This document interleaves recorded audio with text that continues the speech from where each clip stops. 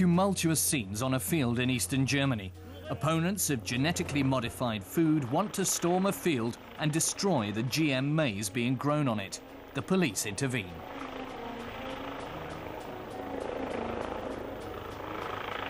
The demonstrators are trying to make a statement. They want the dangers of genetic engineering to become known to the public, they say. The police take 64 activists into temporary custody. For years, opponents and advocates have been fighting each other with ever-increasing hostility. But why? What is the background behind this conflict?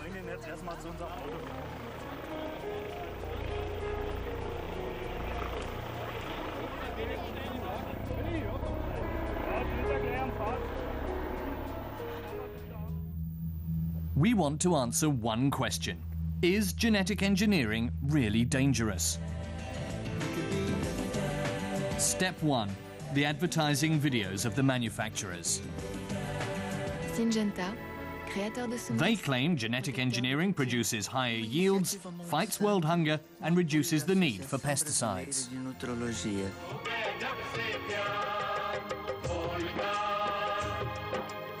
But what actually is a genetically modified plant?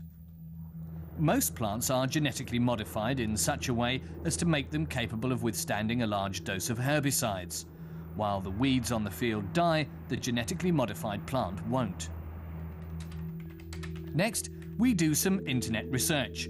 We find more than 500,000 critical entries on the subject of risks.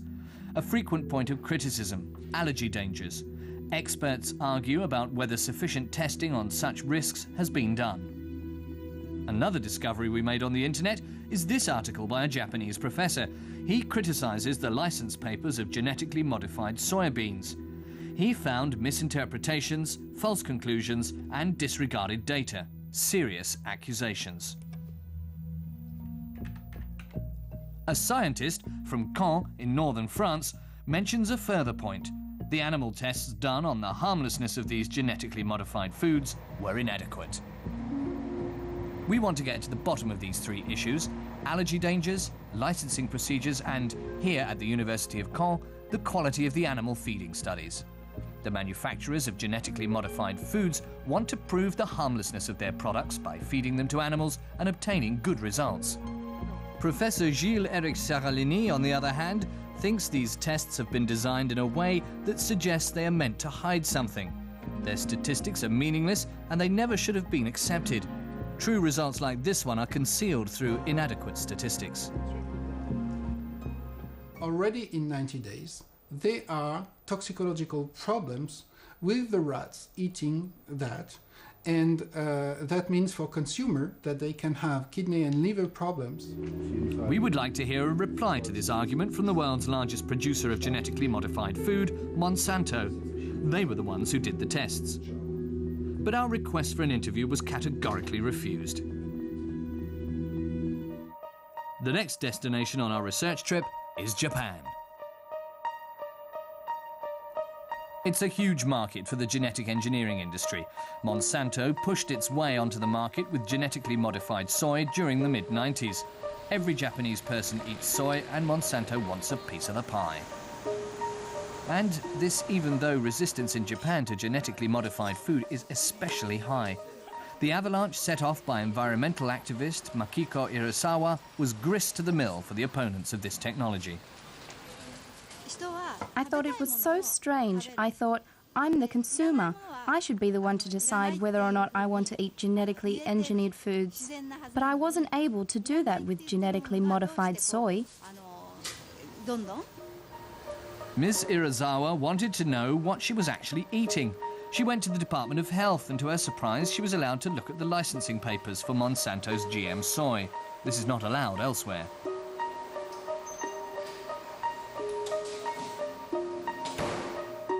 The folders are kept in a simple metal cabinet. The unaltered originals mustn't be taken away or photocopied. They have to be copied out by hand. And that's just what Ms. Irasawa did. She and almost 100 helpers copied out nearly 1,000 pages. They noticed that there were serious discrepancies between the Japanese and the American versions. The Japanese one contained no reference, for example, to the weight changes experienced by the lab animals. What do such weight changes tell us? Makiko Irasawa isn't an expert, so she looked for someone who could scientifically evaluate the papers. She went to Masaharu Kawata, assistant professor of microbiology at the University of Nagoya. The same Professor Kawata whose internet texts had come to our attention. Professor Kawata promised us 3 examples to illustrate his criticism of Monsanto's soybeans.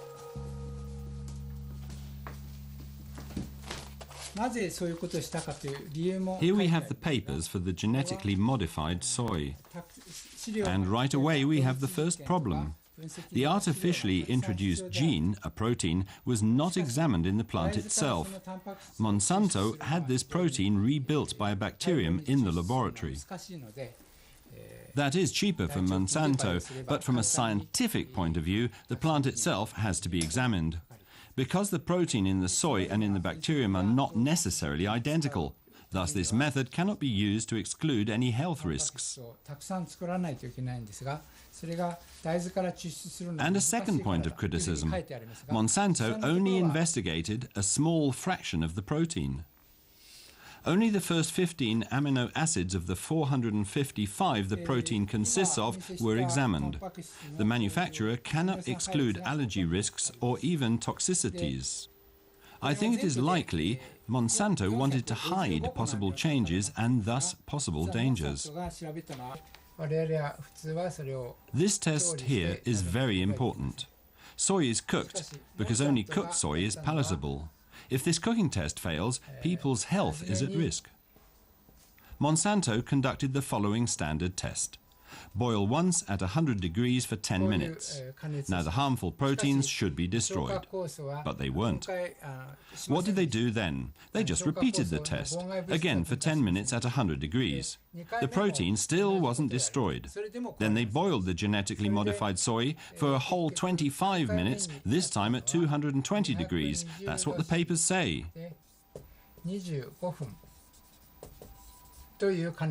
The problem is obvious. No one preparing soy in the home cooks it at 220 degrees, and for half an hour at that. Genetically modified soy should not have been approved. It is probable that the genetic modification made the protein more stable. It just isn't destroyed. For me, this failed cooking test, it says here in the papers how they did it, has a direct connection to the increased number of allergies. Monsanto's conclusion that genetically modified soy is safe is wrong, probably even criminal. A serious allegation by the professor. What does Monsanto say about this? They continue to deny our request for an interview. We looked for more information, but there are no data. A connection between genetically modified soy and allergies can neither be confirmed nor repudiated. What about the authorities? They didn't object to the documents. Clearly, they have completely different standards from scientists such as Professor Kawata. We make our way to St. Louis, in the US state of Missouri. This is where Monsanto's headquarters are located. Monsanto is the world's largest producer of genetically modified seed. Again, we request an interview, but again, even at the company's headquarters, our request is turned down. Insiders have long been telling us to continue our search in Washington. That's where the center of the debate is located. Some internet research tells us what they mean. Time and again, a connection between Monsanto and the United States Food and Drug Administration, the FDA, is brought up. Influential politicians are named. Many allegedly worked for Monsanto in the past.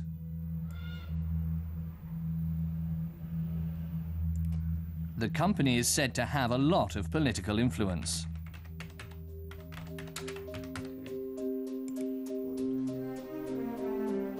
Washington, D.C. How long is Monsanto's reach?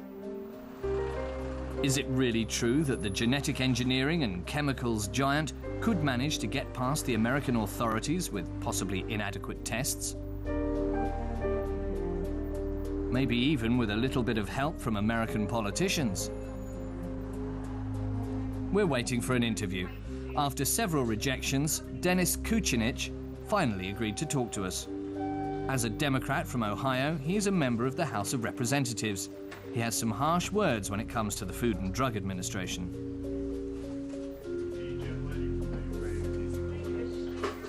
The FDA has not done its job to protect the American people, but we can see that it's incapable of doing so because of Monsanto's deep ties to the administration.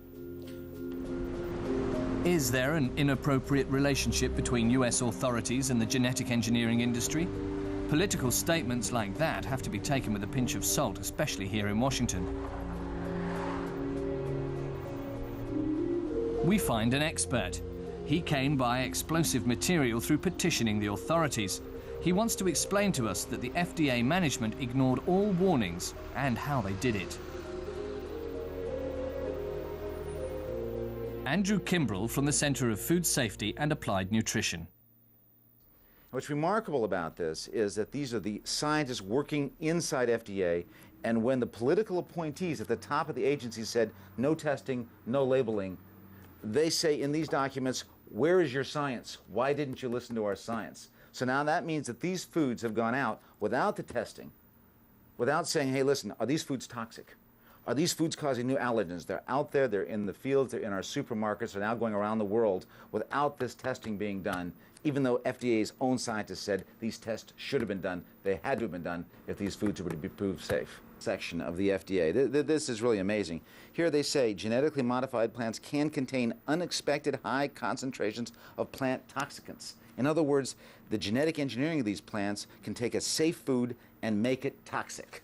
Not only that, but on food allergens, they say that there can be novel allergens, that this genetic engineering of plants can create new allergens never seen before in our food. And that's, again, from the toxicology section of the FDA, their own scientists. This food is not safe. It needs to be looked at. But Monsanto didn't want that examination to happen. So it used its political influence to make sure that the FDA could not do its job. And so to this day, both the United States and people of the world do not know if these foods are safe because Monsanto was able to convince these political appointees not to do their job. This is another issue we would have liked to confront Monsanto about, but they're standing by their decision. No interview. And what about the FDA? A court ruled that the authorities' work was clean and independent. But for Andrew Kimbrell, there is a small clique of politicians, agency managers, and Monsanto. To prove it, he shows us this diagram. Attorney General under Bush, current president. Look at this. Look at all these former Monsanto employees. Look at all the various government agencies that they have invaded. This is nothing less than a corporate coup d'etat. This is a corporate takeover of our government agencies by Monsanto. Look at this. This is John Ashcroft, formerly Attorney General under the current president.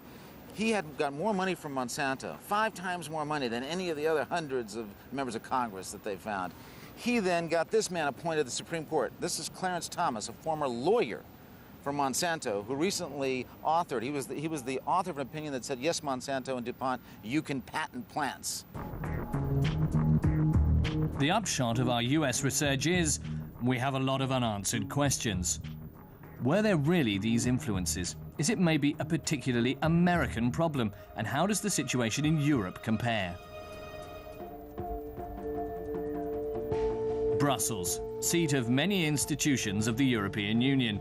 This is where the EU Commission made a very important decision in the early 1990s. Before there is complete clarity about the potential dangers of genetically modified food, it would not be allowed on the plates of consumers. The European Union issued an import ban on all genetically engineered products. The skeptics could breathe again, but hardly anyone reckoned with the irrepressible business will of the biotech industry. It's reported that Monsanto employees regularly fly into Brussels to lobby politicians on genetic engineering. And simultaneously, the US government is exerting pressure on Europe. The World Trade Organization, the WTO, ruled against the EU on its decision to ban the import of GM food. For insiders, it was a cardinal mistake to bow to the pressure of the United States, even though the safety of GM products was not certain. And, like in the United States, there are also doubts about the independence of the European Food Safety Authority. In April 2005, this was broadcast on German television.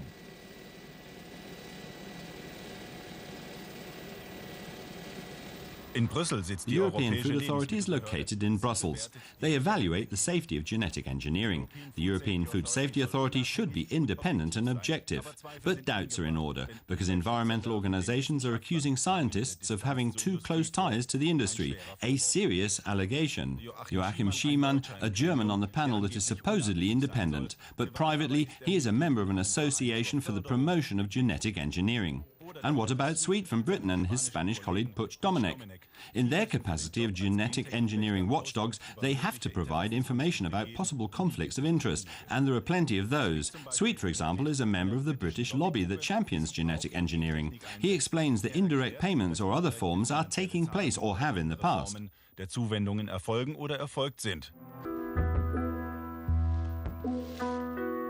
Hamburg, Germany's largest port. For over 10 years, GM soy has been discharged here. Every 2 weeks, 60,000 tons of it arrives from Argentina and Brazil. It is mixed in during further processing and thus secretly makes its way into bread, ice cream, chocolate and other sweets. The HIP company, located in Pfaffenhofen in southern Germany, produces baby food. Nobody here wants to have genetically modified products. GM-free is company policy. What we want to know from those manning the consumer hotline is, what is the atmosphere like amongst their customers? How do they feel about the issue of genetic engineering? A child should be fed with the healthiest, most basic and most natural raw materials possible. We don't use soy because soy can be genetically modified, and we can't exclude the possibility when we buy GM-free soy products, and so we don't use soy. A food that was considered particularly healthy for a long time under general suspicion? What will be genetically modified next? Wheat? Or what about strawberries? The previous German Minister for Consumer Protection, Renate Künast, is worried about the future. For her, the policies of the European Union are the weak point. The EU Commission allows itself to be pressured by GM companies. The Commission is letting itself be pressured by US businesses on this issue, and it acquires sham scientific legitimacy by only questioning those in favour of genetic engineering.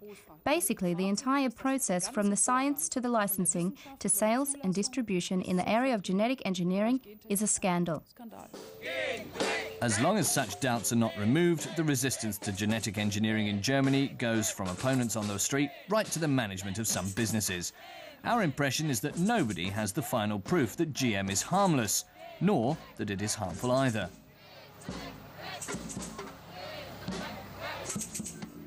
We start doing some research in Argentina. There they've been cultivating genetically modified soy for around 10 years now.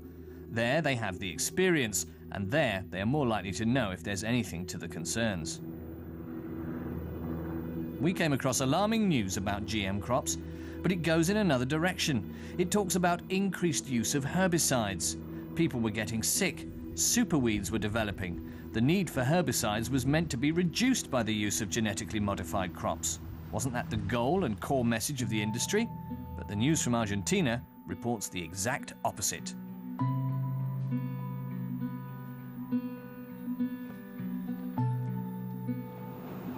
Does this eliminate the rather small advantage that was in this business idea? Instead of farmers being able to save on herbicides, they're becoming dependent on patented GM products and the herbicides tailored to them. And added to that, what about the uncertain risks to consumers? Of course, we want to talk to Monsanto, the manufacturer of GM soy, here too. The request is pending. We're on our way to Cerrito, the heart of GM soy cultivation. Bushes and trees are burning. Soy fields are being planted everywhere. The next morning, we meet a farmer who cultivates GM crops. He only wants to be filmed from behind. He doesn't want to be the black sheep of the community, only because he was willing to speak to us about the negative aspects of cultivating GM soy. But there are plenty of negative aspects to talk about. He shows us what the soil looks like where GM soy is cultivated. grey and dead from the use of the special herbicides. They kill every plant except the soy. But now, some weeds are becoming resistant. Back on his farm, he shows us the soy. It is being stored under a tarpaulin. The farmers are dependent on Monsanto. The combination of patented GM products and herbicides has turned out to shackle the GM farmers. Nobody here is able to quit anymore. We want to know the story behind the increased use of herbicides.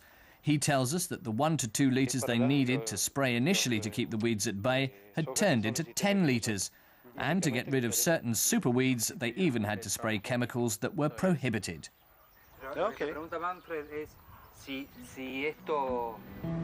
Many in Cerrito know the truth, but nobody talks about it. The people here prefer to profit from the boom. The money is rolling in, so the negative aspects are ignored. The local supplier of the GM seed is also doing excellent business. Tons and tons of fresh supplies are being delivered. To our surprise, we're allowed to interview the manager. Miriam Rauch is convinced by the combination of herbicide and GM soy.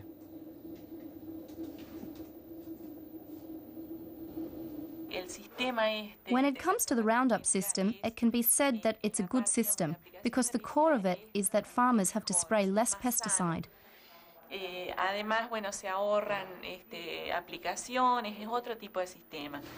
But isn't it this one-sided spraying that causes the development of these resistant superweeds? Yes, of course. If farmers always just use one pesticide, then resistant superweeds will develop. Then the normal dose won't be sufficient anymore. In that case, the dose needs to be increased.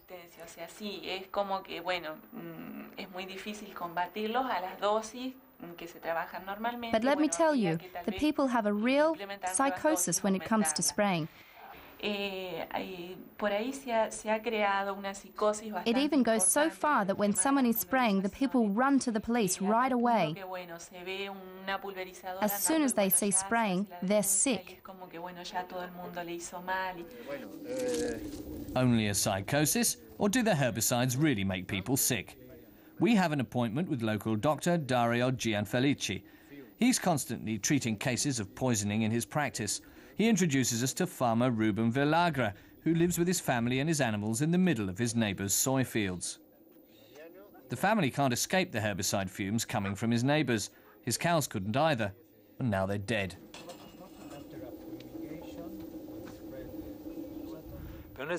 The cows went into the GM soy fields and started eating. And you know what happened? They died. They died because they ate GM soy. I mean, imagine that. I can't keep animals anymore because they'll die if they go into those fields. But it isn't just the cows that died. The hares died too.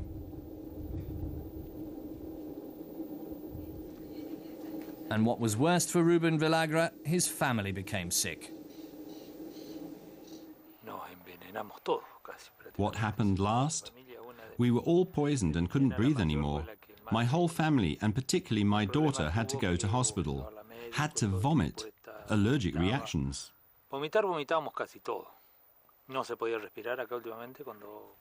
Then I called the police, but even they ran away. They weren't even here for 10 minutes, and their lips went numb, and they weren't able to breathe properly anymore.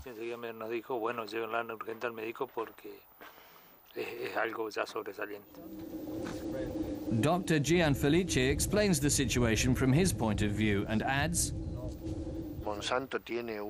Monsanto is acting with double standards. In the beginning, they came here and proclaimed GM soy to be the big solution. Then they started demanding patent fees for their products. The entire Monsanto issue is incredibly questionable.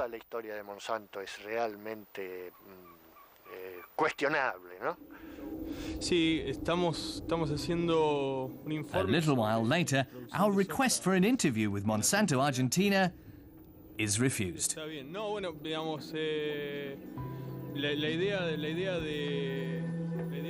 Afterwards, we come across 2 studies that discuss a link between Monsanto's herbicide and a rare form of cancer in farm workers. Is anyone going to dig deeper into this issue?